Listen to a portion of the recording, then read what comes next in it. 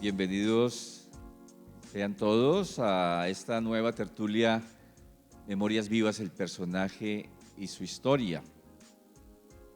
Como todos los martes, invitamos a una personalidad de la cultura santanderiana, de la ciudad, que nos cuente su vida y su obra. Esta es una tertulia que está más enfocada en la vida del personaje, también en la obra, pero nos proponemos, digamos, en términos ambiciosos, descubrir en dónde es que se hacen estos personajes que se sientan en esa silla todos los martes. Y conocer el camino que han trasegado a lo largo de su vida.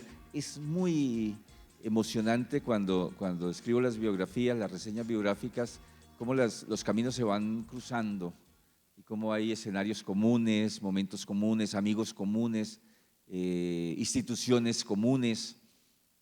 Yo creo que en algún momento, tiempo después, alguien muy curioso irá armando como el dibujo completo de lo que ocurrió en la cultura en estos 70 años, más o menos. Esta noche nos acompaña Claudio Anaya Lizarazo, un escritor importante de nuestra ciudad, a quien le agradecemos que haya aceptado la invitación. Claudio, bienvenido a Memorias Vivas, el personaje y su historia. Recibámoslo con un aplauso para que se entusiasme, para que nos cuente todas sus verdades y sus historias. Bien, buenas noches y gracias al público por preferir venir a ver el partido de la selección. No me vaya a meter goles, ¿no? Porque se los tapo todos. Así. Bueno, empecemos por el principio, pero a diferencia de los otros invitados a los que le hago la pregunta escueta, voy a hacérsela de manera distinta, utilizando algo de usted mismo. De niño mi padre me trajo a este sitio. Lo grabé en la memoria como el símbolo de un mundo antiguo, conocido en esos paseos de domingo que me dejaron una subterránea carga de agonía.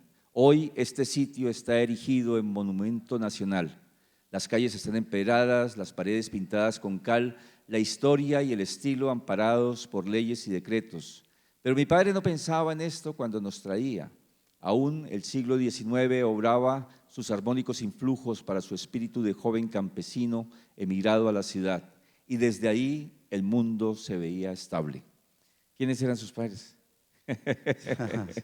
¿De dónde venían? ¿A qué se dedicaban? ¿Dónde vivían? Bueno, mis padres fueron campesinos, ¿no? Mi padre de Molagavita, de la provincia de García Rovira, y mi mamá de Silos, norte de Santander.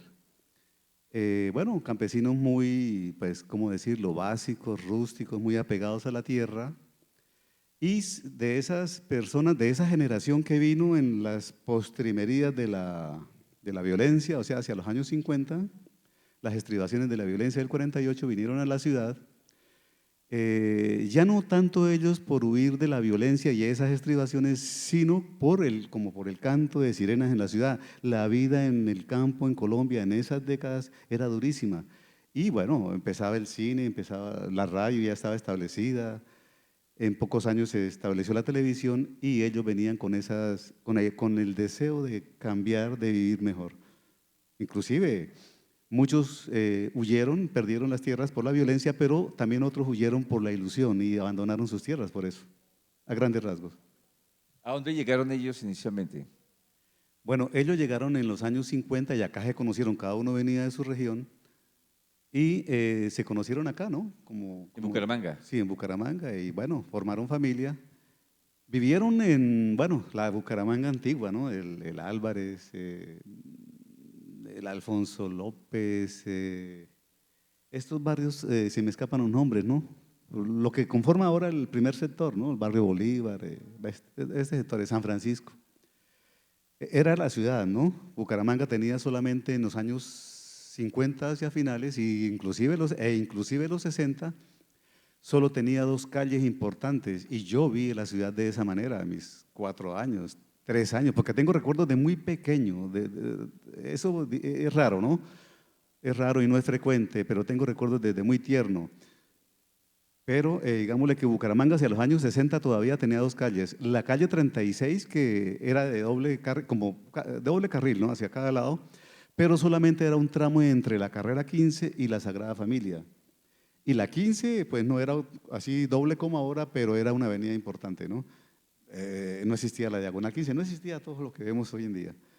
Es la fisonomía de la ciudad, una ciudad blanca, tranquila. Yo he estado pensando y he estado investigando y veo que Bucaramanga fue cuando se llamó la ciudad bonita, la ciudad de los parques, la ciudad cordial, todo eso nombre le ponían porque era una ciudad bella, era una perla. Y, y pienso yo que tal vez la ciudad tenía sus habitantes tenían esa intención, ese deseo de vivir tranquilos precisamente por pasar la página de la violencia, ¿no? En la época de mi niñez yo recuerdo que a Bucaramanga le decían la ciudad, creo que todavía no era la cordial, creo que le decían como o uno veía letreros como la ciudad más limpia de Colombia, algo así, ¿no? También, también. Pero siempre se le buscaba, o siempre le buscaban, y supongo que en todos lados, ¿no? Le buscaban un apelativo a la ciudad para identificarla, ¿no? Sí, Bucaramanga se sobró en nombres, claro. Bueno, ¿sus padres qué hacían cuando llegaron a Bucaramanga? ¿A qué se dedicaron? Bueno, mi papá era mecánico, él trabajó en talleres, rodó de joven, ¿no? En varios talleres hasta que, bueno, un señor le dio la oportunidad lo enganchó en el Ministerio de Obras Públicas, ahí hizo carrera, ahí empezó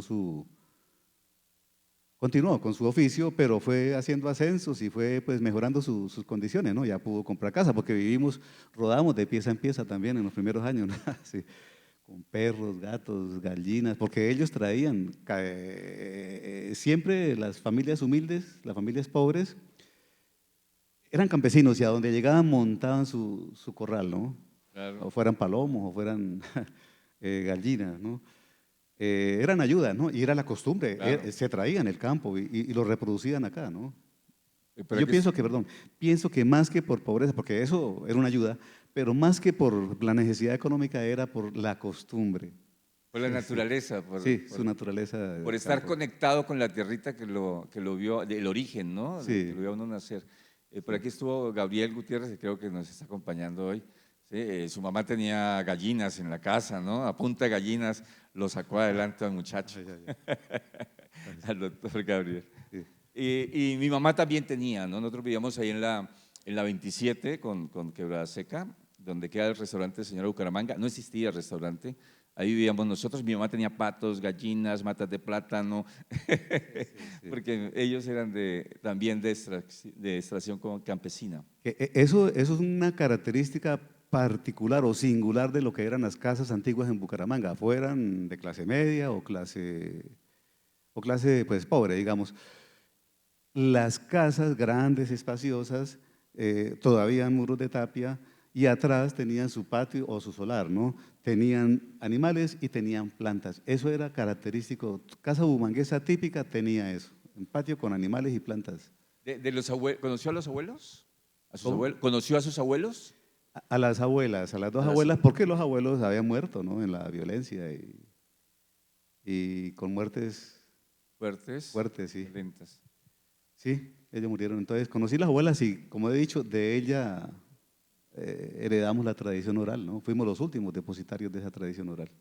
Otro fragmento que me encantó. Si pudiera construir una casa como la de mi niñez, grande, espaciosa, laberíntica, con materiales y manufactura elementales y por lo tanto nobles, como este fragmento de gárgola que hoy encuentro entre mis manos, volvería a vivir en aquel solitario patio, miraría salir de la boca de la gárgola los últimos riachuelos de la lluvia y su caballería fantástica sobre los charcos.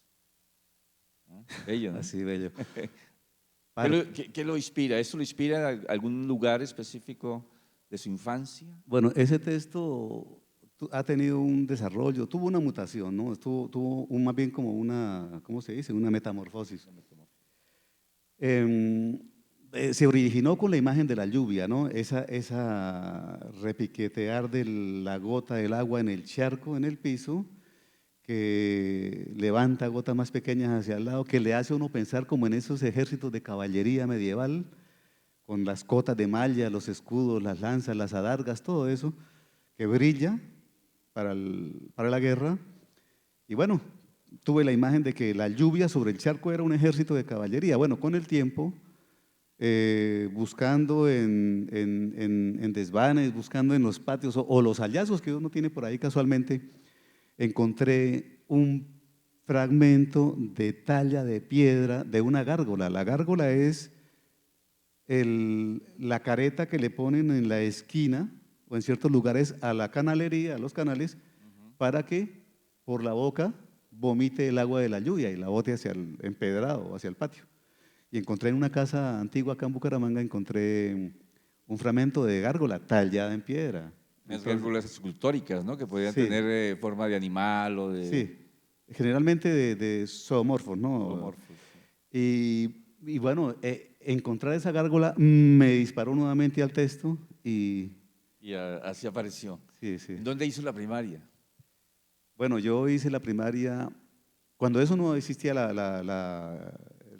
¿cómo se llama? El preescolar, no existía. No, Quien se supiera que había hecho kinder era de le los hacían, Cuyana o… le hacían bullying, lo matoneaban. Sí. Primero primaria. Sí, primero, arrancábamos de primero y yo lo hice en la escuela del barrio La Joya, recién pasados allá, se llamó la Concentración Andrés Páez de Sotomayor. Sí. Yo ahí hice los primeros años, pero llegando a cuarto que cambiamos de colegio y empecé a perder los años, empecé como a desordenarme y me mandaron a hacer el quinto, al fin lo pasé, en la Camacho Carreño, que era casi un presidio, era un reclusorio, ¿no?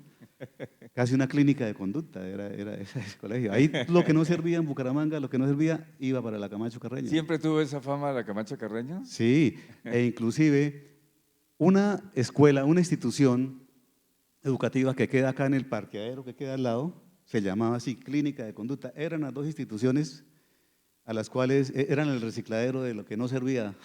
¿Qué le gustaba hacer de niño? Uy, de niño no me gustaba hacer nada. Bueno, solo me gustaba mirar. Sí. Precisamente por eso tenía malas notas y me ganaba la mala voluntad de los profesores, ¿Por culpa de qué? ¿Qué le gustaba hacer? porque me distraía en la ventana, siempre buscaba los puestos de la ventana y miraba para la calle, me distraía con los pájaros, las aves, la gente que pasaba, los carros, todo, ¿no?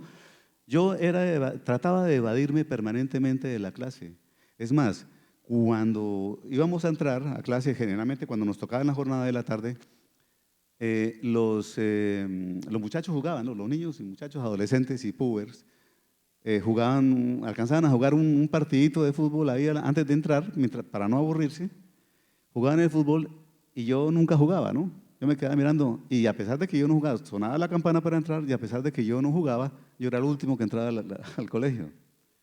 Esa era, bueno, de niño también, de muy pequeño, me lo pasaba en el patio, habían plantas, habían matas, me lo pasaba aislado. Yo tenía la capacidad de abstraerme, ¿no? Y yo podía pasar el tiempo que fuera muy feliz entre las matas. Solo. Sí, los contactos, jugué con tierra, tuve ese privilegio, jugar con tierra, con arena, con hormigas, meterme en la plata, con agua. Yo sí, me hice famoso en el barrio por el peligro de que de muy pequeñito me subía a los árboles. Yo tuve y fui consciente del poder que tenía yo sobre los demás cuando las personas preocupadas, papito, no suba, venga, venga, venga, y me tendían las manos para que me bajara y yo, entre más se preocupaban, me daba cuenta que daba un paso más o subía una rama más y más se inquietaba la gente, entonces yo subía más ramas. Fui consciente de eso. Bueno, tuve una niñez así rara, ¿no? Okay. Debió haber terminado usted, no sé, en escalada, en montañismo, en cosas más de alto No, riesgo sí, sí, pero que la no. literatura. Sí, bueno, eso es un ¿Te alto gustaba riesgo. leer en ese momento o la lectura no era importante, no le emocionaba cuando No, era niño, sí, cuando fue niño? sí, fue importante porque, como ya dije, mis padres, a pesar de ser campesinos, ellos tenían la idea, ¿cómo se dice? La idea importante, fundamental del respeto al libro. Ellos participaron toda la vida del respeto al libro, veían el libro como un elemento valiosísimo y que podía, digámosle, marcar la diferencia o que no, la diferencia no, sino que podía permitir el conocimiento, podía permitir inclusive el cambio de condiciones, ¿no? Pero mi papá siempre tuvo libros, ¿no? ¿Había libros en la casa? Sí, claro. Generalmente los de mi papá eran de mecánica, de física, Sí. de astronomía y botánica. Tuve la fortuna también de que mi papá, bueno, repito, joven, pues, con una cultura limitada, pero tenía sus libros y se preocupaba por saber algunas cosas. Y en una temporada lo emocionó mucho la astronomía, ¿no? Y mire esto, la fortuna, repito, de que por las noches apagaba las luces, nos llevaba al patio, a los hijos, y apagaba las luces para hablarnos de las estrellas, lo que él había aprendido en los libros, nos lo explicaba de manera práctica, bregaba a ubicar los esquemas, los mapas, o las características de los planetas de acuerdo a su coloración, ¿no?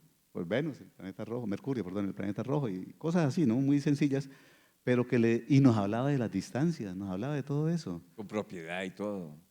Sí, con propiedad de acuerdo a su nivel de conocimiento, de acuerdo a los libros que No, tenía. Sí. gracias a esos libros que circulaban entre las familias, que eran muy populares, ¿no? Eran de Sí, ciencia popular. sí, sí, sí.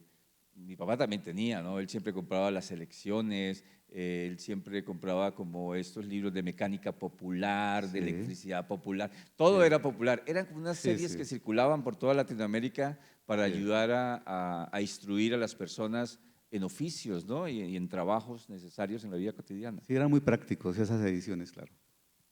Bueno, termina la primaria ahí y ¿qué? ¿Qué se pone a hacer? ¿Para dónde lo mandan? ¿Para qué colegio? Bueno, pasé al INEM. Ahí todavía no ha entrado la literatura, ¿no? Simplemente una lectura que está disponible.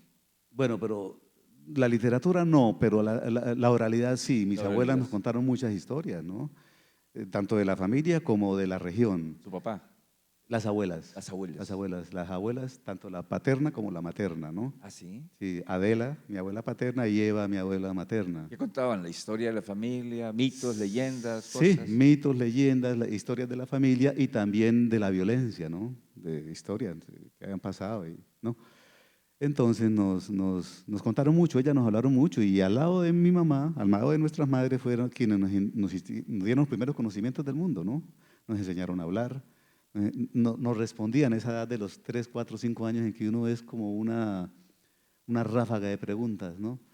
¿Y esto por qué? ¿Y y ellas esto? tuvieron la paciencia de responderlas todas. Sí. Entonces entra el bachillerato ¿a dónde? ¿Dónde lo hace? Bueno, pasé en el INEM sencillamente porque pasé en razonamiento abstracto, porque yo fui un mal Había que estudiante. hacer examen para entrar, ¿no?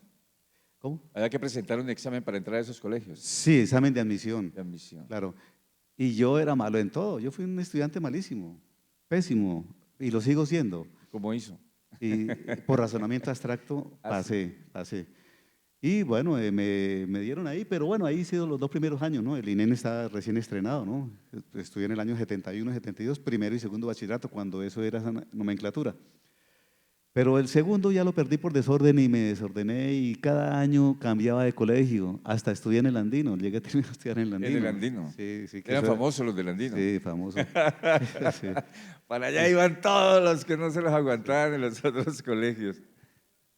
La cueva del humo. Gabriel, usted sí. pasó, usted no dijo que usted pasó por allá, no. ¿El INED era técnico? ¿Allá enseñaban oficios, artes y Sí, oficios, como el tecnológico y el salesiano? el INEM era un colegio técnico, pero más con el perfil como del SENA, ¿sí? Estaba encaminado a formar profesionales tipo técnico, ¿no? Se llamaba agropecuaria, industria de la madera, electricidad, dibujo técnico y técnicas comerciales. Y nos rotaban los 2 primeros años, nos ponían un semestre en cada área de esas. Y se esperaba que ya al pasar a tercero bachillerato, o sea, octavo hoy en día, Se escogía escogía, sí, se matriculaba. de la misma manera que los otros que Sí. mencioné. ¿Y usted qué era? No, yo terminé segundo y no me recibieron más. Ah, otro que no terminó. ¿Y a dónde fue a parar? ¿Al Andino? Trabajé 2 años cuando eso se podía trabajar, siendo menor de edad. Trabajé 2 años y una hermana dijo, no, no puede seguir así. Mi hermana mayor, Mary. Y entonces me matriculó en el parqueadero, aquí donde quedaba la clínica Conducta, terminó siendo el colegio cooperativo Ultrasan. Ahí hice segundo, hice 4 segundos Era el bachilleratos. sindicato. Sí, sí, sí, sí. Hice 4 segundos bachilleratos y bueno, ese logré pasarlo y entonces, 4 segundos bachillerato. sí, sí, ¿Cuatro o sí. 2 cuartos No, bachilleratos? dos. Segundo bachillerato lo hice 4 veces, al fin pasé. ¿Y dónde estaba la dificultad? ¿Cómo? ¿Dónde estaba la dificultad? No, pues, la locura, ¿no? De la adolescencia, se vuelve uno desordenado, inmanejable, ¿no?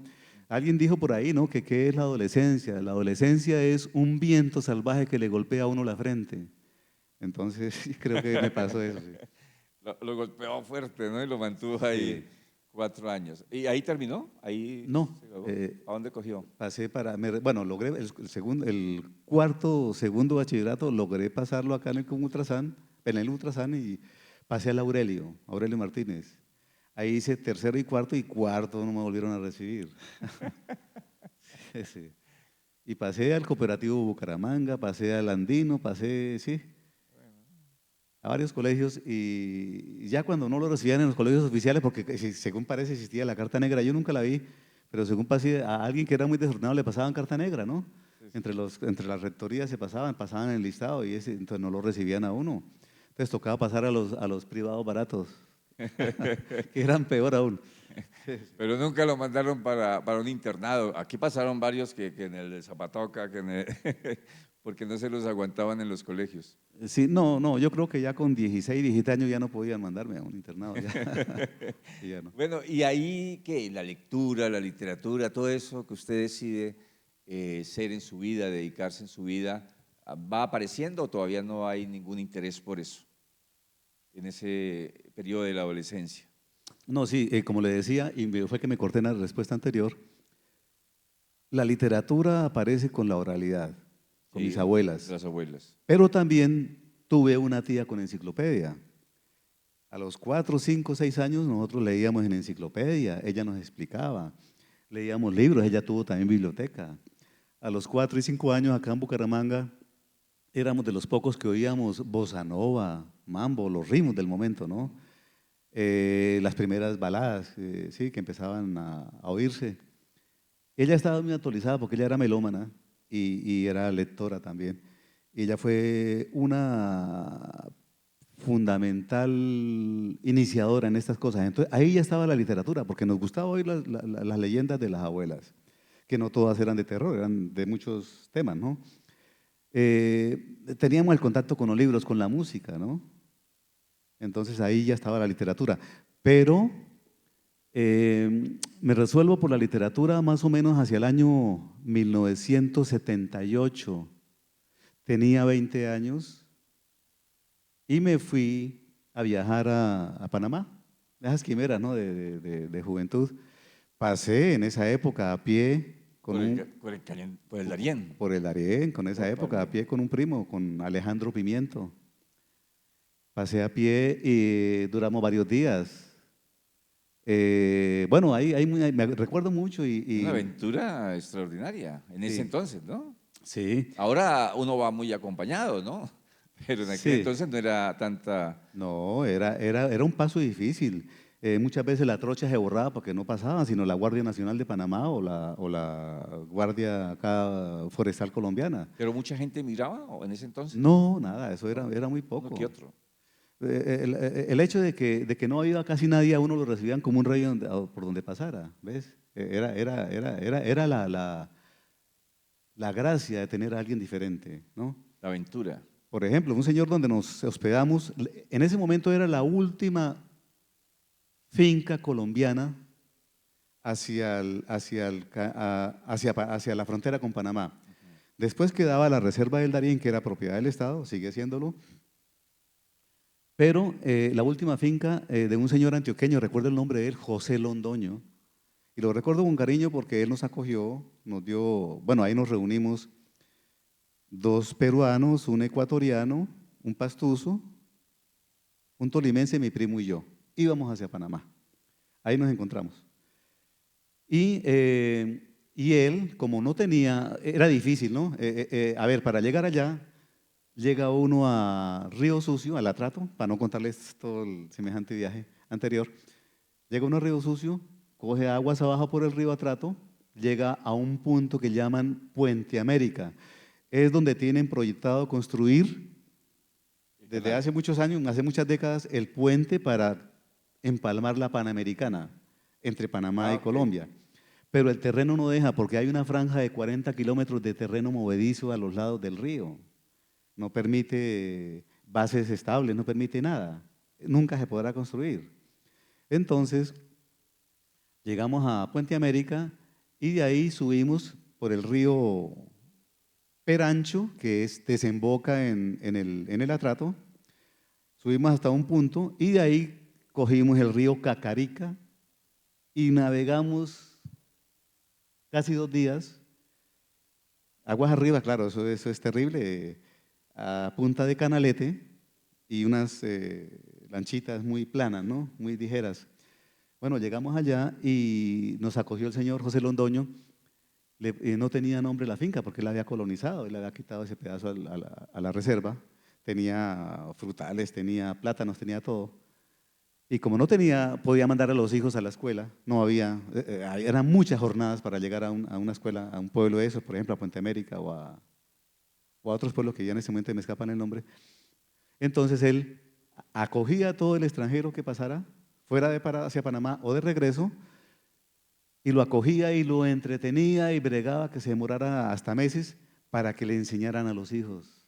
Ah, Les compraba los libros que llevaran y los alimentaba, sí, nos atendía muy bien y lo mejor era para nosotros porque necesitaba que los hijos aprendieran. Qué guerra que era. que tuvieran relación, Sí, y que que aprendieran aprendieran. muchas cosas, ¿no? Y claro, todos fuimos profesores, terminamos colocándole, como no tenía, una vez mi primo le preguntó, ¿cómo se llama su finca, don José? Dijo, no tiene nombre todavía. Entonces le pusimos el nombre La Embajada. Ah, sí. Así, sí, sí. Bonito, ¿no? Porque todo el mundo llegaba allá. Bueno, entonces, ¿Y el objetivo del viaje cuál terminó siendo? el objetivo del viaje era porque ya estaba intoxicado por la literatura y quería viajar, quería conocer el Quería mundo, conocer el mundo. quería, pues, escapar a lo que yo consideraba acá aburrido. Después, con el tiempo y con algunos viajes que logré hacer fuera del país, aprendí a querer lo propio y me volví conservadurista en ese sentido. Pero bueno, hay algo más curioso sobre ese viaje. Conocí el Chocó en ese viaje también y, eh, y eso fue lo que me demarcó mi definición, porque yo ya pintaba y dibujaba, ya había tenido clases en DICA, ¿no? Ah, Y sí. sí, claro. Lo que me marcó el hecho de que cuando regresé de ese viaje acá a Bucaramanga, en las ventas de libros usados compré una revista Mito y ahí ya estaba el informe de Eduardo Cote Lamus que hizo al Congreso sobre su viaje al Chocó. Lo había hecho en el año 58, yo hice mi viaje en el año 78 y yo pensaba escribir mi viaje, pero no lo hice porque era exactamente igual a lo que había visto Cote Lamus Ah, sí. 20 años antes, sí. Por eso no lo hice. ¿Qué fue lo primero que escribió en su vida? En concepto literario. Letras de baladas, letras de canciones. Letras de Sí, canciones. sí.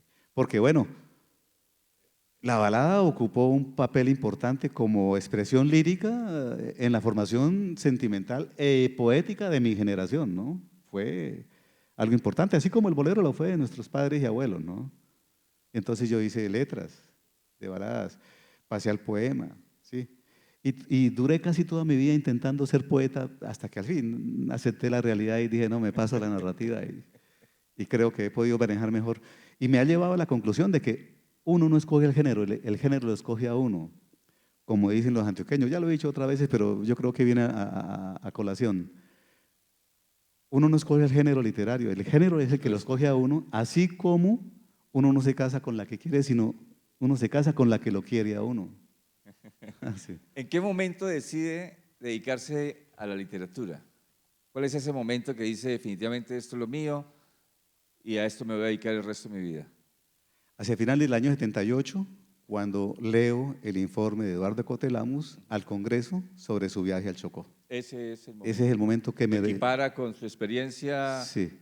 personal en el Sí. Darién.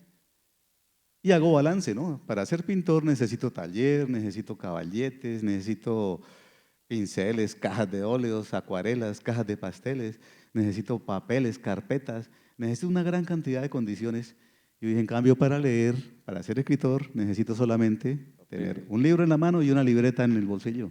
Y anduve como 20 años con una libreta de bolsillo acá, haciendo mis apuntes y haciendo mis correcciones. Sí. O sea que lo que estudió en la DICA fue pintura. Pintura, sí. ¿Y con Dibujo. quiénes? ¿Quiénes eran sus Bueno, tuve maestros buenos como nada más ni nada menos que tenía el nombre en este momento. Este famoso acuarelista de Ocaña, Martín Quintero Pacheco. Martín Quintero Pacheco. Maestro de dibujo, excelente, acuarelista, colorista tenaz, que me enseñó la teoría del color y la teoría de las luces y las sombras. Y cuando aprendimos la teoría de las luces y las sombras, me di cuenta que yo no estaba disfrutando del mundo, que no estaba apreciando el mundo. Y cuando entiendo el color y entiendo la luz y las sombras, mi vida cambia también, ¿no? Aprendo a amar más la vida, los objetos, las personas, las situaciones, todo, porque me hizo ver el mundo en una dimensión de más matices, ¿no? Me enseñó a acariciar con los ojos la realidad. Extraordinario, ¿no?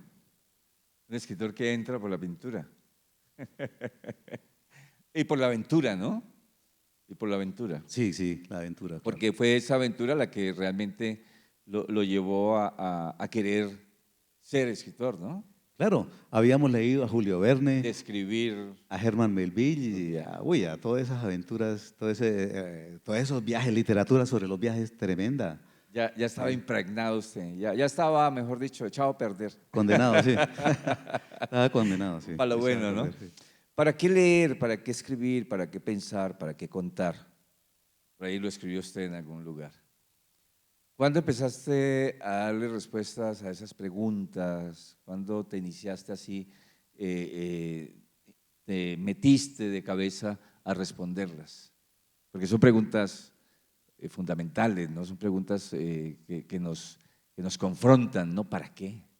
Y hoy día más, ¿no? Con este mundo tan descuadernado, tan despersonalizado, tan incomunicado.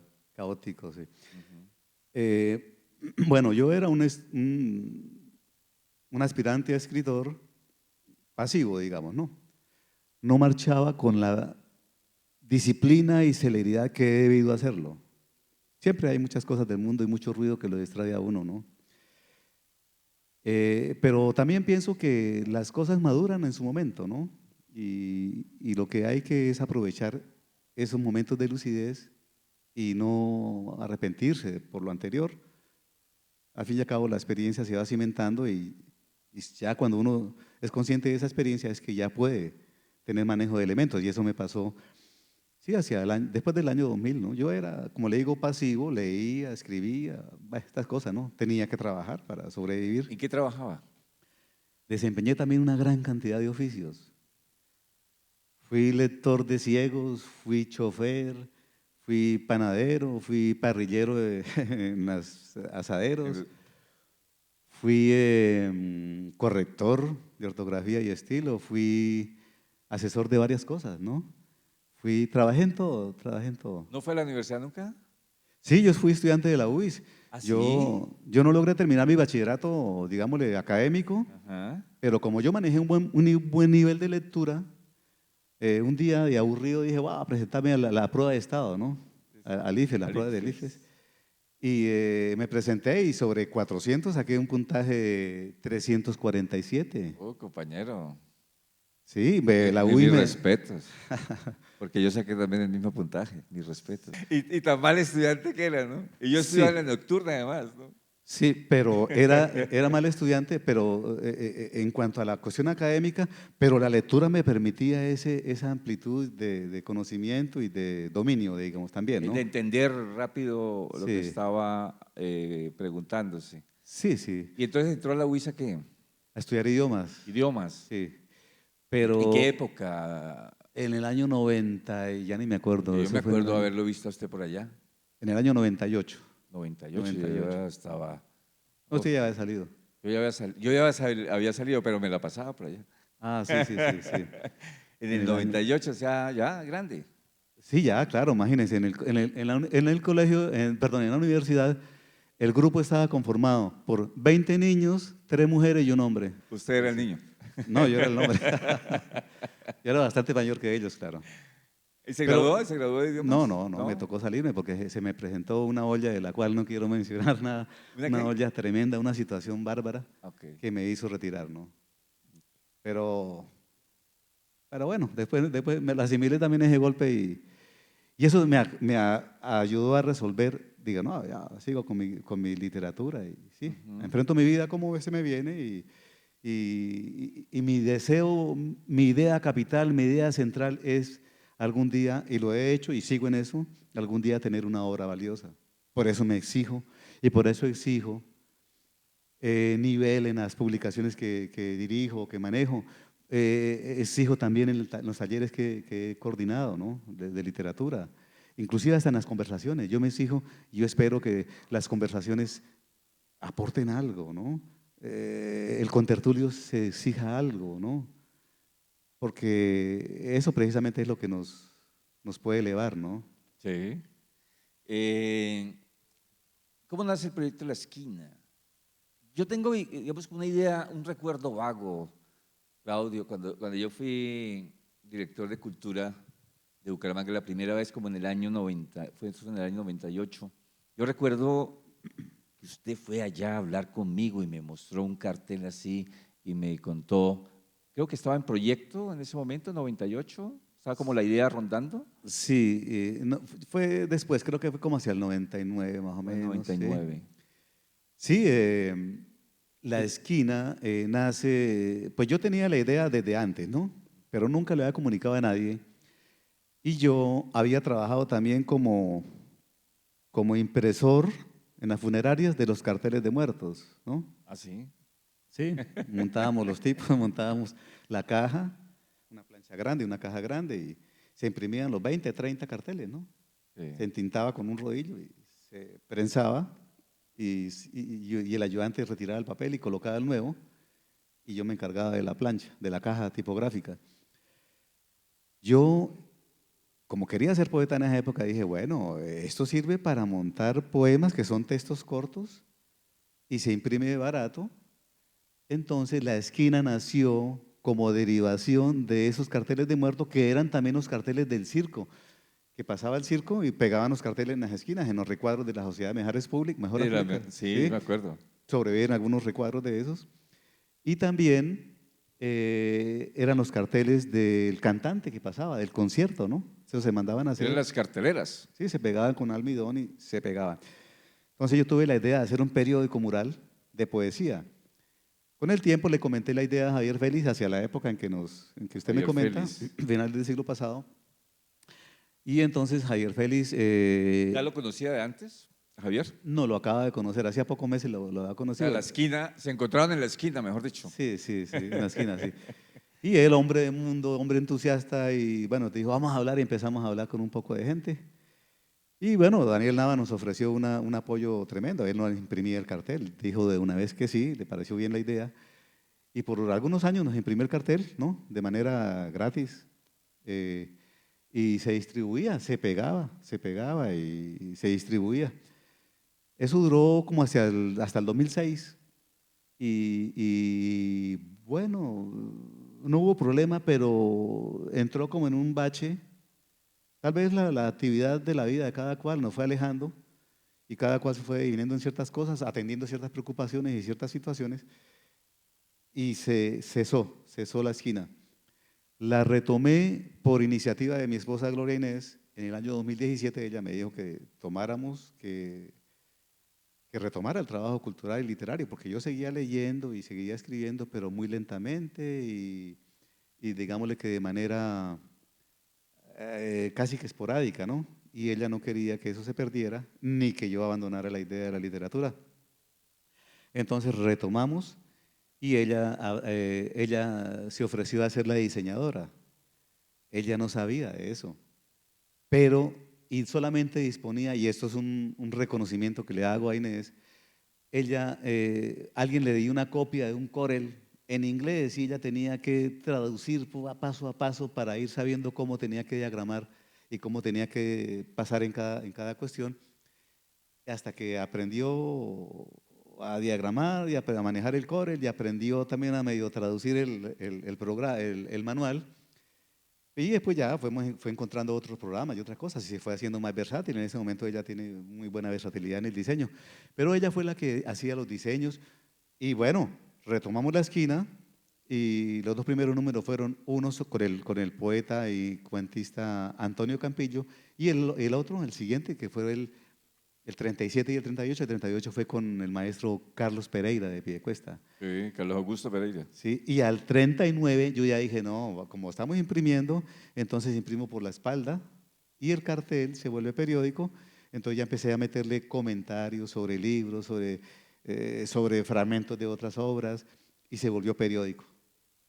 Después fue magazine con 4 páginas y bueno, ha tenido todo un proceso de transformación. Y hay toda una compilación en el libro total, ¿no? Sí, Libro Total tiene todos los números, vamos en el número 147 creo, algo así, 147 números hemos publicado, pero hemos publicado aparte de eso 6 suplementos que son ensayos y colecciones de poemas y hemos publicado también la esquina virtual, que fueron 27 esquinas virtuales, que fue durante pandemia, y también hemos publicado los encuentros con la esquina, que los hacíamos acá. Fueron 17 encuentros con la esquina, tuvieron buen público, y bueno, la pandemia acabó con todo, con muchas cosas. Sí, sí.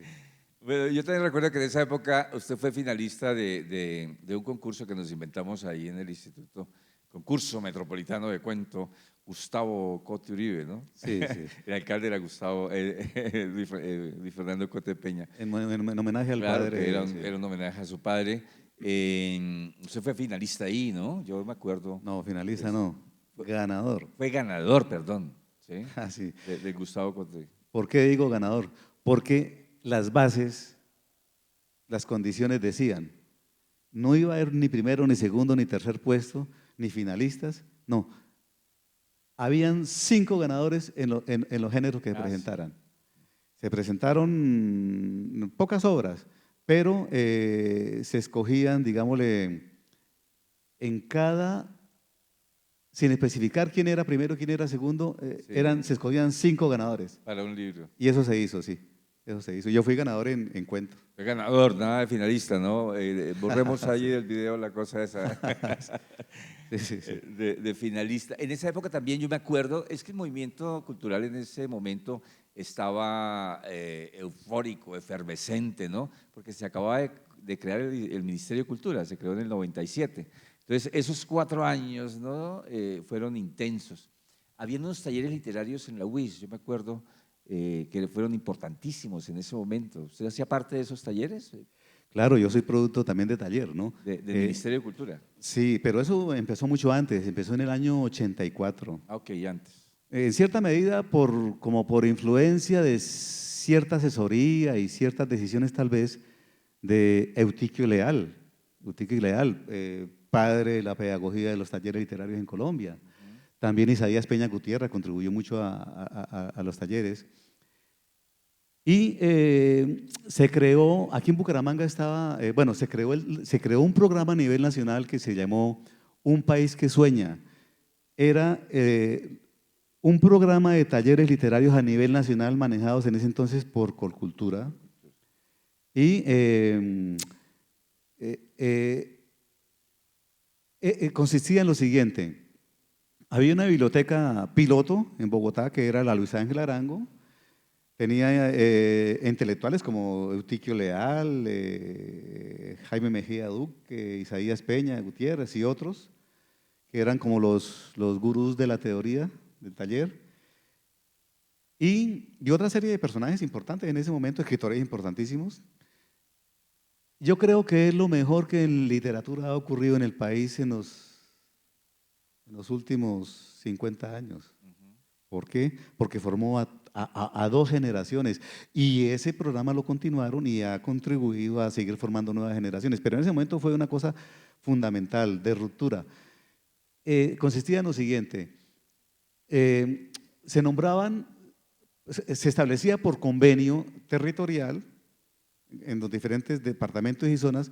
Por ejemplo, en el caso de Santander, el programa Un País que Sueña, que lo dirigía pues, la Biblioteca Luis Ángel Arango con estas personas y Colcultura, aquí lo manejaba regionalmente la UIS, la Biblioteca Turbay, la UIS y la Biblioteca Turbay. Entonces, ellos eran los representantes de regionales y tenía pues personas que manejaban la pedagogía del taller como Serafín Martínez. Con ayuda de un catedrático buenísimo, que no sé si él vive aún, era decano de la UNAP, que se llama Víctor Manuel Sarmiento, Pilar Hernández, y bueno, básicamente ellos, hubo intercambios departamentales, hubo libros de publicación al final. Aquí trajeron escritores importantísimos, como es una fortuna haber sido parte del auditorio de intelectuales de la talla de los siguientes nombres: R.H. Moreno Durán, Germán Espinosa, Carlos Rincón, Salamea. Jorge Salamea, este otro señor, Rogelio Echavarría, Fernando Cruz Cronflin, Rafael Gutiérrez Girardot estuvo acá varias veces, José Donoso, Víctor Cano Gaviria, una serie, Óscar Collazos, una serie, los mejores, los más importantes escritores, creo que aún siguen siendo la élite de la literatura en Colombia. Aquí estuvieron por ese programa. ¿Eso fue como en los 80, más o menos? Sí, Alejandro Parra Sandoval, Humberto Valverde. Eso fue en los 84 y 85. Y después se siguió, eso se terminó ahí, pero siguieron una serie de talleres ya más esporádicos, pero también importantes, ¿no? Aquí vino a dar taller de poesía Jaime García Mafla y otros poetas importantes. Entonces, haber sido parte del auditorio de una nómina selecta, eso lo marca uno. ¿Eso se hacía en la Biblioteca Turbay? Por lo menos le da a uno cotas altas, ¿no? Como para uno esperar de la literatura y del arte algo que valga la pena, algo que tenga aportes. ¿Esos talleres se hacían en la Biblioteca Turbay? Sí, en la Biblioteca Turbay. En la época de Pedro, de Valderrama. Sí, Pedro de Valderrama, se hacía ahí. No, de Pedro no, el auditorio. En el auditorio Pedro Gómez de Valderrama. Pero sí, se hizo otros eventos en otros escenarios. Creo que la UIS también fue escenario de… No, me refería a Jorge Valderrama Restrepo. Jorge Valderrama. Que era como el que llevaba la batuta sí. En el momento de la cultura en Bucaramanga, ¿no? Y pido disculpas por haber tenido ese lapsus. Sí, él fue fundamental, ¿no? Él fue fundamental porque él era el padrino, él era el patrocinador, él era el mecenas y al mismo tiempo el mentor, ¿no? Tanto de programas valiosos como de los buenos maestros. Además, esos personajes venían a Bucaramanga y el primero que buscaban era a Jorge, ¿no? O porque Jorge los traía o porque Jorge era un personaje nacional, ¿no? Muy respetado, ¿no? Sí, un hombre de mundo y de cultura, claro. Ay, qué bien. Bueno, ¿qué es un columnófago? ¿Qué es un columnófago? Columnófago. Es el que come columnas. Yo nunca había escuchado. No, esa palabra me la inventé yo. Sí, porque esa fue la primera sección de ensayo y de comentarios que tuvo la esquina, ¿no? Rincón del columnófago. Es el que come columnas, por no decir el ratón de biblioteca, ¿no? El que lee y come libro, ¿no? Entonces yo le hice la variante y me inventé esa palabra para estimular, ¿no? a escribir y a leer y a opinar sobre lo que uno lee. ¿Qué mejor regalo le puede dar uno a las conversaciones y a la tertulia y a los amigos y a los vecinos y a los alumnos que el hecho de hablar sobre los libros que lo han emocionado a uno? Yo creo que con eso paga la existencia de uno, creo que es así. Pues, ahí ya me responde usted la pregunta de cómo puede ser uno tan exquisito, tan preciso, tan sincero, tan respetuoso, tan buen crítico con lo que los otros escriben, ¿no? Usted escribía esas columnas porque lo que leía le había gustado. Siempre son positivas, ¿no? Exaltan a quien produjo esos textos. Sí, porque a la crítica, a ver, hay que educar a la gente en la lectura sensible. Si no hay un lector sensible, hay muchos lectores, pero si no hay un lector sensible, no hay escritor y muchas veces no hay ni ciudadano. ¿Ve? Entonces, hay que ser un lector sensible, un oyente sensible para acceder a cierto nivel de civilización, ¿no? Cierto nivel de tolerancia De con todo. respeto. Sí. Y de exigencia por lo que uno Claro, hace, también, ¿no? ¿no? Sí, Sí. tampoco es de gratis, ¿no? Sí. No es un aplaudidor de lo que el otro hace, sino porque en las columnas hay crítica, pero hay una crítica respetuosa, ¿no? Profunda. Sí, porque a la crítica no le corresponde ni salvar ni condenar. A la crítica le corresponde estudiar el material que tiene entre las manos o ante los ojos o entre las cejas, ¿no? La crítica es eso, avalar, estudiar, comentar. Ya el público dirá, en su fuero muy interno, si salva o condena.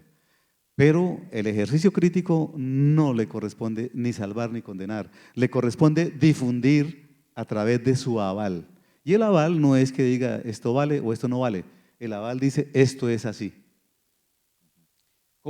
Estos textos que son muy importantes, que están muy bien escritos, quedé fascinado. Anoche me la pasé leyendo. Gracias. Y dije, no, yo no me voy a poner a entrar a Google, voy a entrar a las obras de Claudio para conocerlo más a profundidad, porque ya nos habíamos conocido tiempo atrás. Humo de la voz y otras crónicas. ¿De qué se trata? ¿Cómo nace ese libro? Humo de la voz es el segundo tiempo del Rincón del Columnófago. Bueno, yo publico esas columnas, algunas mías, otras de autores reconocidos y otras de amigos, en el Rincón del Columnófago, en el respaldo de la esquina, ya como periódico cartel. Ya no se pegaba, entre otras cosas, porque el Código de Policía ya había prohibido pegar, Pegar. sí, material en la calle. Sí. Entonces, bueno, Y ya nadie pegaba porque todo el mundo pegaba encima y sí, lo que se pegaba se perdía. sí, pegaba uno una esquina y pasaba el otro día y decía, se arrienda habitación persona sola. Sí. Entonces, tremendo. Entonces ya lo entregaba para leerlo, ¿no? Doblado, ¿no? Se distribuyó aquí en la biblioteca, en el museo, en todas partes se distribuía, en el Coliseo Peralta. Fue un momento bonito, ¿no? Se distribuía y la gente lo esperaba. Tuvo distribuidores, tuvo colaboradores, tuvo mucha gente. Bien, pero hablábamos de qué, De los libros.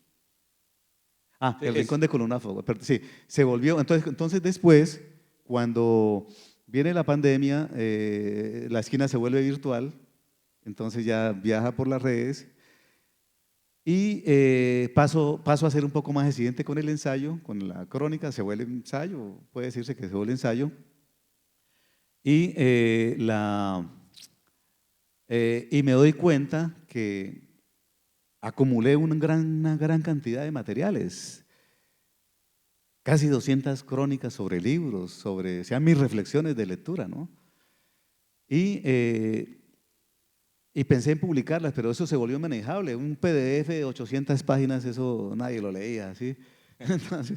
Entonces hice una selección y hice una selección de Rincón de Columnófago, que fue la primera época, y de Humo de la Voz, y le dejé el título Humo de la Voz. son, El año que viene publico acá en esta editorial el libro Selección, son 75 crónicas que finalmente escojo, con el título Humo de la Voz. El año que viene espero es una publicarlo. recuperación. Sí. La sombra de arcilla. La sombra de arcilla bueno, eso fue un texto que escribí un comentario que escribí sobre Aurelio Arturo, Morada al Sur, de Aurelio Arturo. Le coloqué ese título, ¿no? Porque todo me llevaba a esa sensación de búsqueda por lo terrígeno, por lo ancestral, por la conexión con la cultura de la tierra, ¿no? Con lo primigenio. Y esa es la obra de Aurelio Arturo. Entonces me emocionó tanto que yo vi ahí pues las leyendas de las abuelas, el mundo del campo en Santander, porque mi papá me llevó a viajar desde los 4 años, me llevó a viajar al campo. Él viajaba, era empleado del ministerio, tenía que ir a hacer muchas correrías, revisar maquinaria, hacer una gran cantidad de cosas. Y él me llevaba, orgulloso de su hijo mayor, ya con el tiempo pues se desilusionaría, pero de niño fue muy feliz conmigo, era el orgullo de él, y me llevó a viajar. Yo conocí el departamento a los 4, 5, 6 años y me mostraba las cascadas, las montañas, la niebla, los fenómenos, los animales, los árboles, me hablaba de los árboles, de las aves. ¿Ves? Él fue toda la vida un campesino conectado con su campo, ¿no? Y me transmitía esa alegría, esa epifanía sobre el mundo natural, ¿no? Se me quedó, se me quedó y mi obra no se desprende de eso. ¿Alcanzó su papá a leerlo? Sí, claro, claro, alcanzó a leerme. Y cosa rara, fue la única persona en la familia que se enorgullecía de mí, Sí, pero se murió. qué bonito. ¿Cuánto Sí. murió?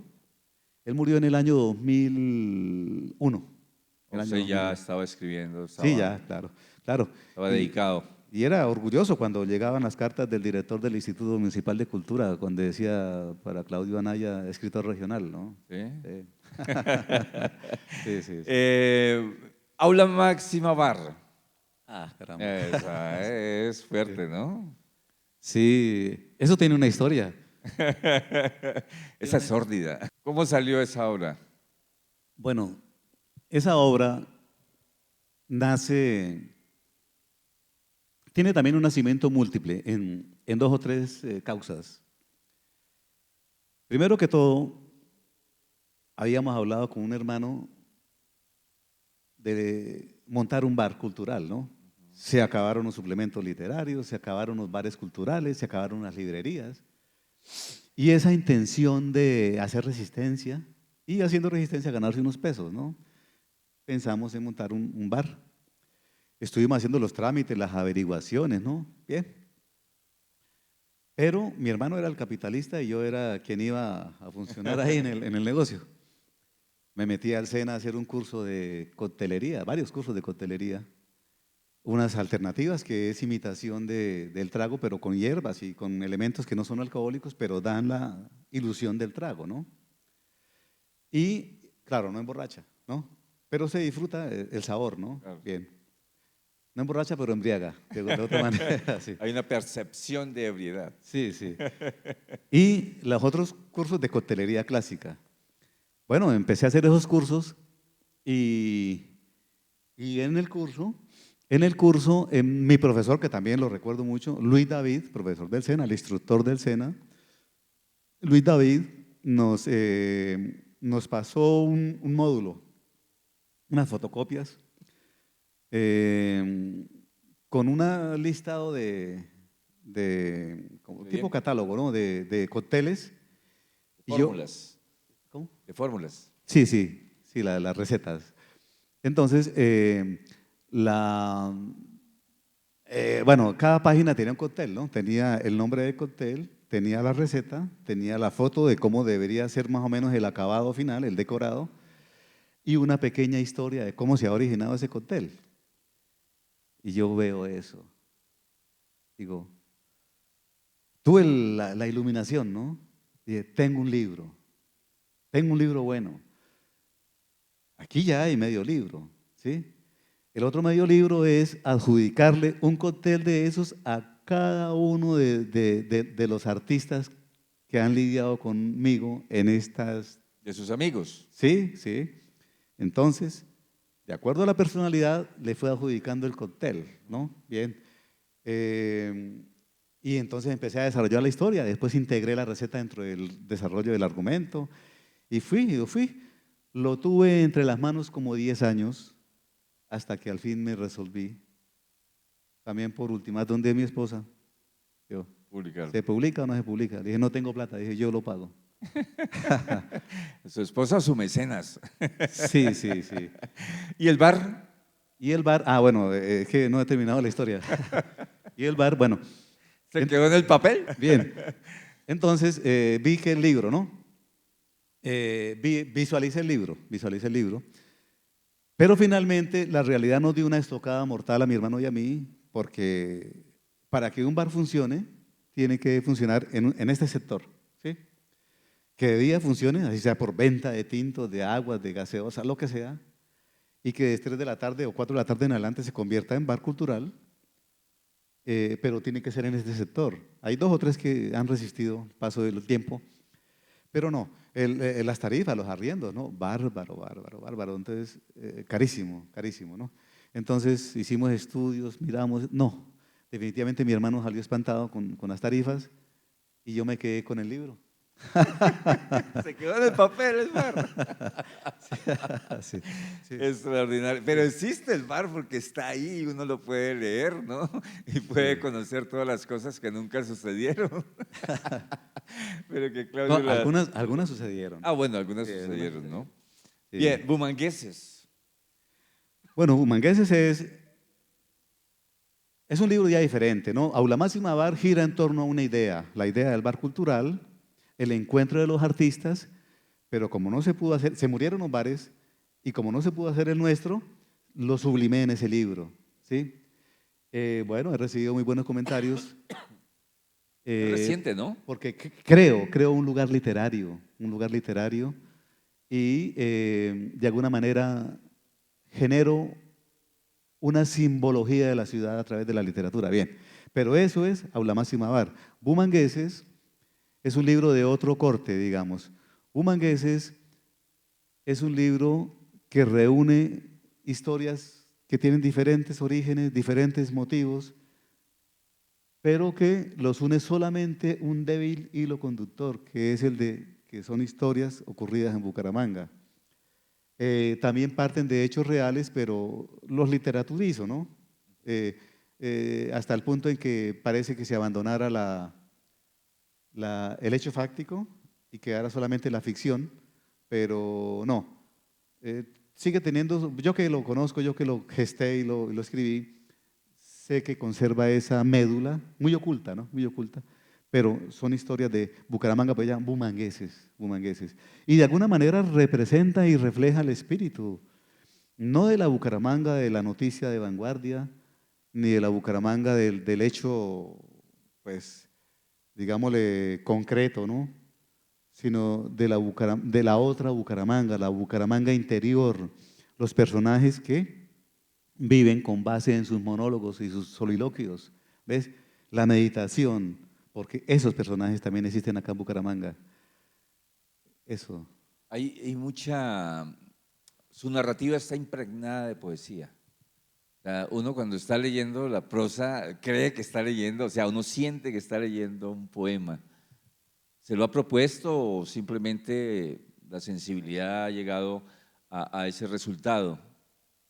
Creo que es por dos motivos. Uno, porque quise ser poeta, como le mencioné, ¿no? Pero hay un poeta ahí adentro de esa prosa. Sí, pero en la prosa poética. ¿Pero por qué? Porque tal vez estoy buscando siempre la belleza, ¿no? El hecho estético. Y me esfuerzo porque la prosa sea clara, límpida, de estilo, Profunda, sí, diciente, con un es que lenguaje llega. oxigenado, sí, y que porte ideas o hasta donde yo sea capaz, hasta donde haya sido capaz de alguna, ideas capaces de alguna elevación o de alguna profundidad, ¿no? No sé hasta dónde lo haya logrado, los lectores dirán, ¿no? Pero me exijo eso, ¿no? Me exijo. Sobre todo, eh, que es una de las principales funciones del creador, ¿no? Del escritor, oxigenar el lenguaje, evitar las frases de cajón, ¿sí? Evitar las expresiones comunes, Sí, no hay. ¿sí? Aportarle. Hay una gran estética en su literatura. Permítame felicitarlo. Gracias. Bueno, dejémoslo al público para que le saque todo lo demás que yo no he abordado. Démosle un aplauso a Claudio de agradecimiento por su presencia, por sus palabras, por su historia, por su inspiración, porque no es fácil, ¿no? No es fácil ser escritor en estos tiempos.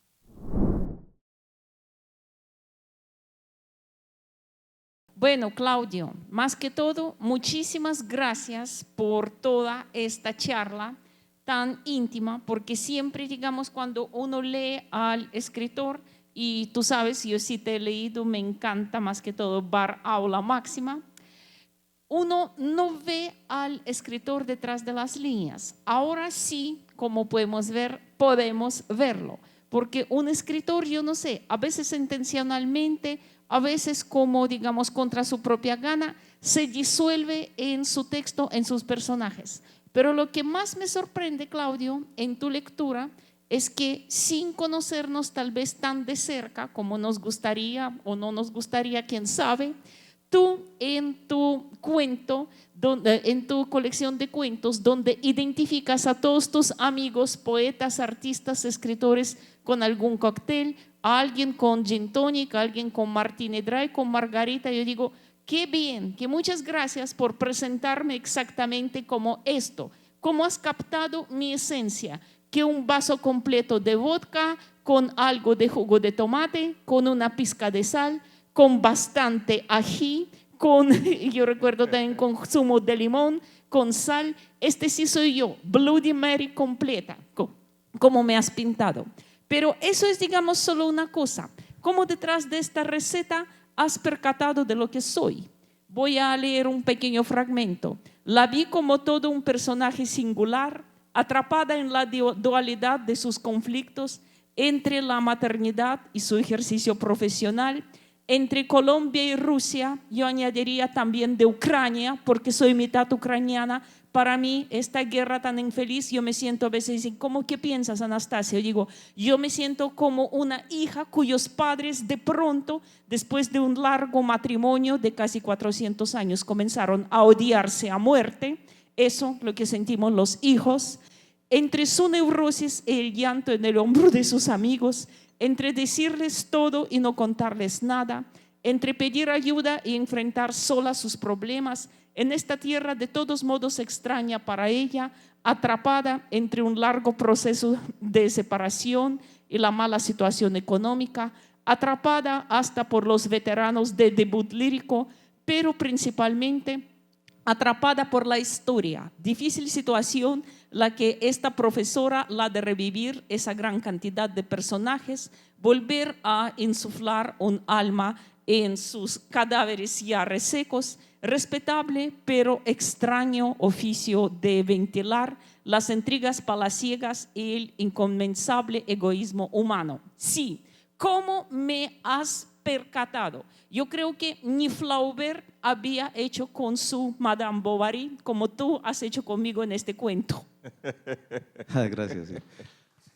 ¿Quedaste conforme, Anastasia, con el cuento? ¿Quedaste retratada completamente? Bien,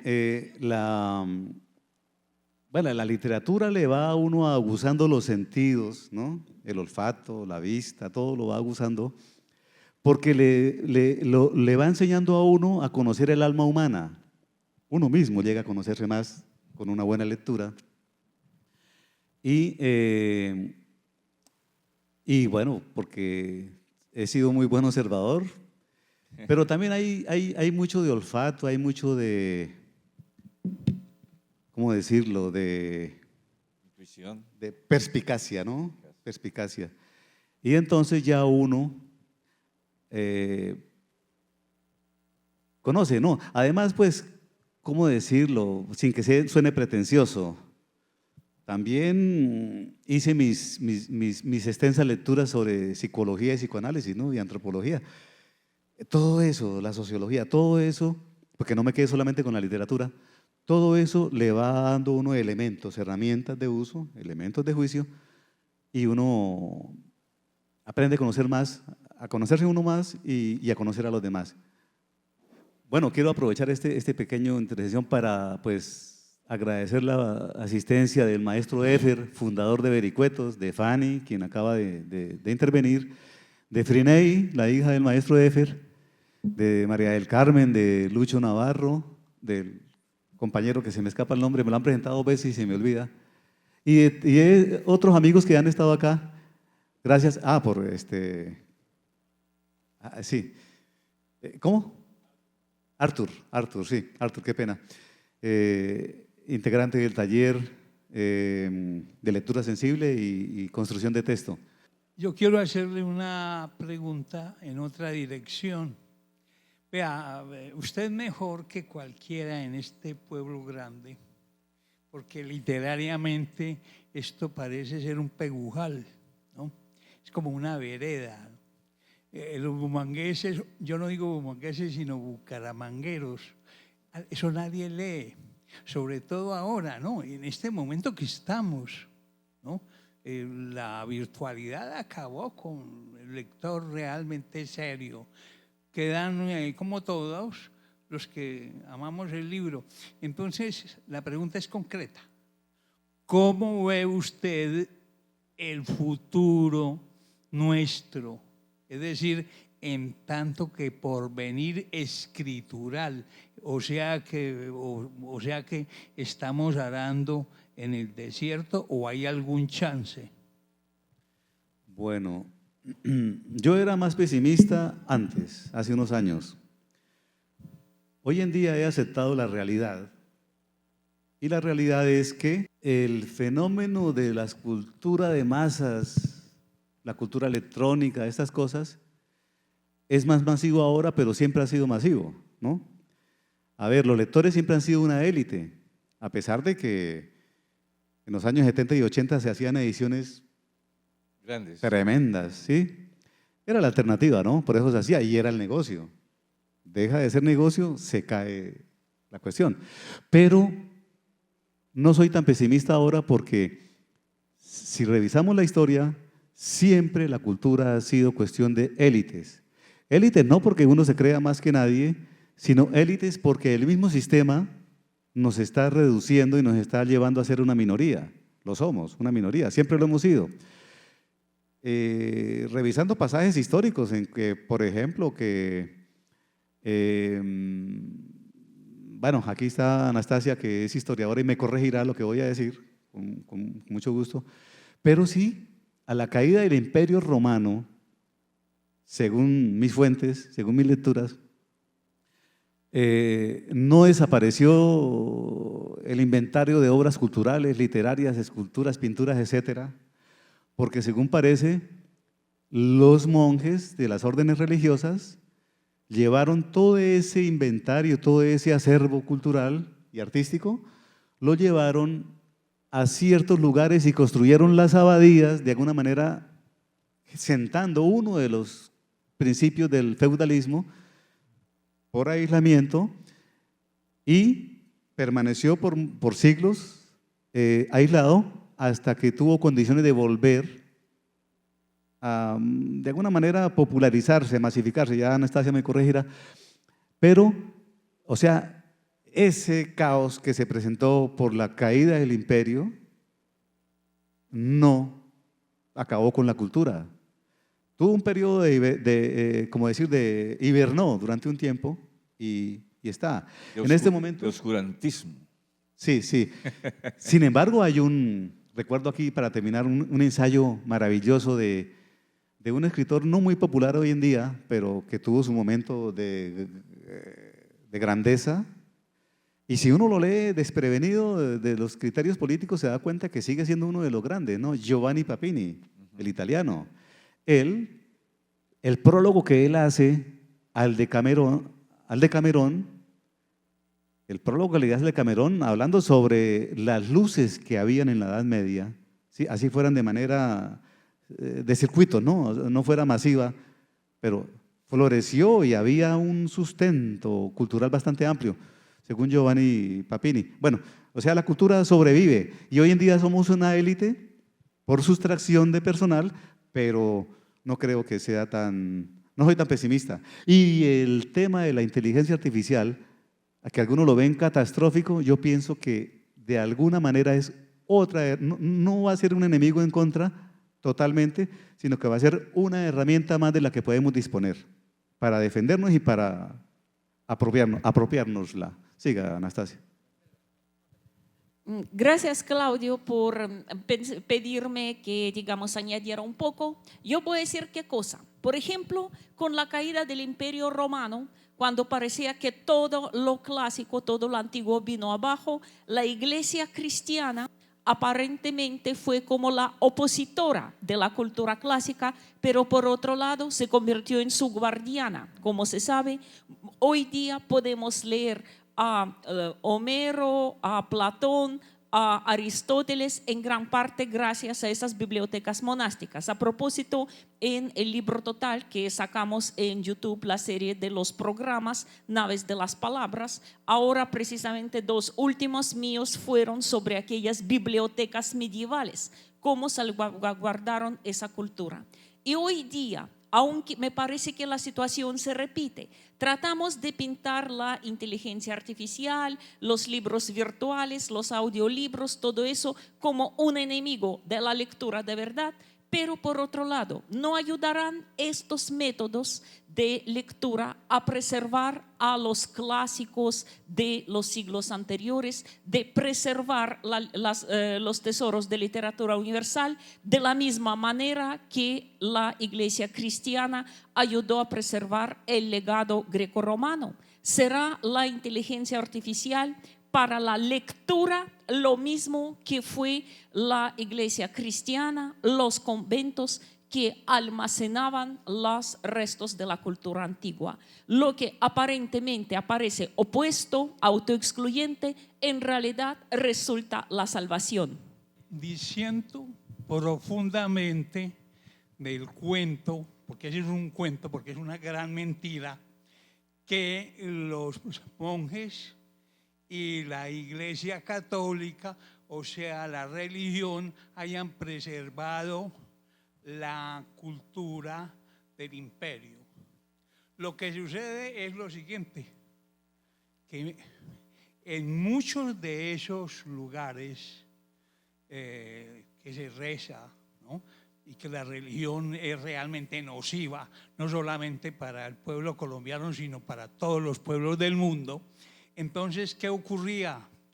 Que se habían infiltrado en todos estos lugares monjes, pero que no creían en eso, así como no creía San Juan, no sé, San Juana Inés de la Cruz y otras personajes. Estas gentes vinculadas conservaron esos textos, los conservaron, y posteriormente en el Renacimiento se da la realidad para volver a retomar la cultura del imperio, que no es una cultura religiosa, no obstante de que los romanos creían en múltiples dioses, sino es una cultura materialista y pagana. Bueno, ahí termino porque disiento tremendamente de los que sostienen el punto de vista contrario. La Edad Media, el feudalismo fue una edad oscura, que caminaban por los caminos, mendigos, etcétera. Yo podía hablar mucho sobre esa tragedia que la humanidad ha vivido por causa de todas las religiones. Bueno, conclusión, habrán otros renacimientos que permitirán que todo lo que se produzca la humanidad vuelva a aflorar en su momento, ¿cierto? Ya sea por una razón u otra. Renaceremos, nunca moriremos.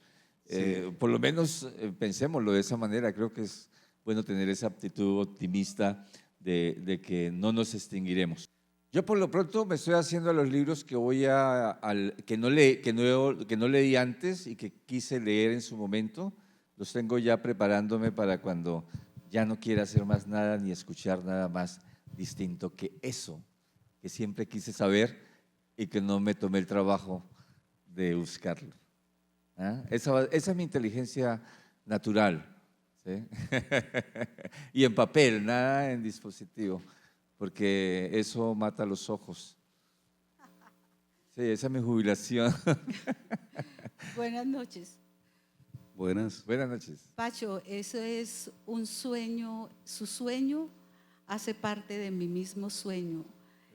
poder sentarme un día en una mecedora a no hacer otra cosa que con un montón de libros y leer todo lo que no he podido. Eso es un sueño maravilloso, ¿no?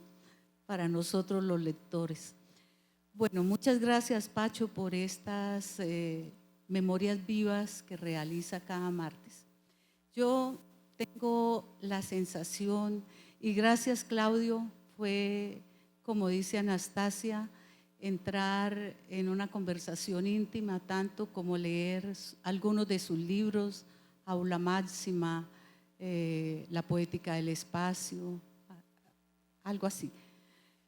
Muchas gracias porque es una charla en donde se recuerda, se aprende, se interroga uno todo el tiempo, valiosa como las conversaciones a veces.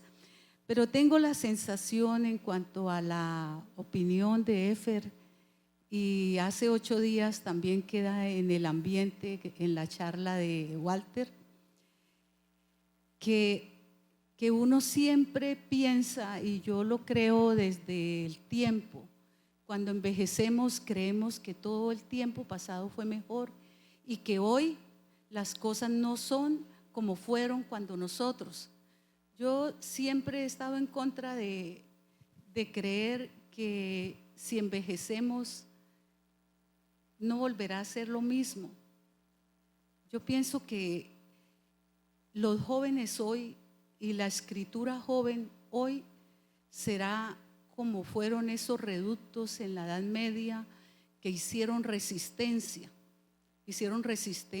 a todo lo que se venía, a toda la oscuridad que se vivió, y hoy la gente joven que escribe y que lee sigue siendo una élite, pero más amplia que cuando el tiempo nuestro. Ahora los jóvenes están haciendo narrativas desde muy pequeños, buenas, regulares, malas.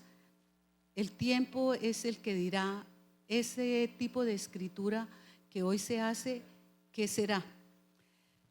Las mujeres entre los 22 y 45 años están haciendo narrativas geniales, más rápidas, ¿sí? Como el tiempo de hoy.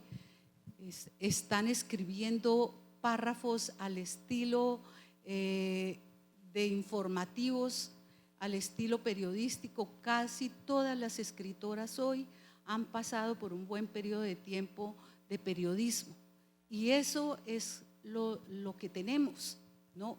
Y hay cosas muy buenas. Entonces yo cuando Efer dice que estamos en un pegojal, yo digo, no hemos buscado todo lo que hoy se está escribiendo y todo lo valioso que se está haciendo. En este tiempo las mujeres tienen una fuerza increíble en cuanto a lectura y escritura. Hay muchísimas, y sobre todo latinoamericanas. Entonces era como para decir eso. Bueno, pues ha sido un placer tener aquí a Claudio, a Naya. Gracias, ha sido un gusto.